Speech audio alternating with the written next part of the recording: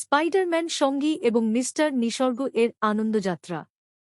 Mister নিসর্গ মাত্র ৬ বছরের একটি ছোট্ট ছেলে, সে রাজধানী শহরে থাকে। তার সবচেয়ে প্রিয় সুপারহিরো হল স্পাইডারম্যান। যখনই টেলিভিশনে বা বইয়ের পাতায় স্পাইডারম্যানকে দেখে, মিস্টার নিসর্গ চোখে মুখে আনন্দের ঝিলিক খেলে যায় এবং স্পাইডার-ম্যানের মতো স্টাইল দেখান। এই ঈদের ছুটিতে মিস্টার নিসর্গ খুশির কোনো সীমা ছিল না। ঈদের নতুন জামা কাপড়ের সঙ্গে সঙ্গে সে তার বাবাকে নিয়ে গেল বাজারে এবং কিনে ফেলল একটি বড় লাল নীল রঙের স্পাইডারম্যান বেলুন।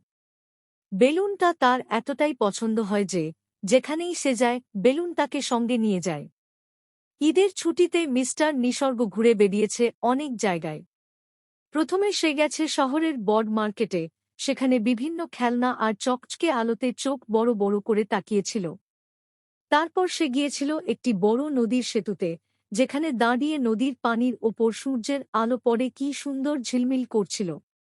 পরদিন মিস্টার নিসর্গ যায় স্নো ড্রাফট নামে একটি শীতল জায়গায়, যেখানে কৃত্রিম বরফে সে খেলেছে আর তার স্পাইডারম্যান খেলনাটিকে নিয়ে ছবি তুলেছে। তারপর সে ঘুরে এসেছে সমুদ্র সৈকতে, বালির মধ্যে স্পাইডারম্যানকে বসিয়ে সে নিজের কল্পনার রাজ্যে এক নতুন অ্যাডভেঞ্চার তৈরি করেছে।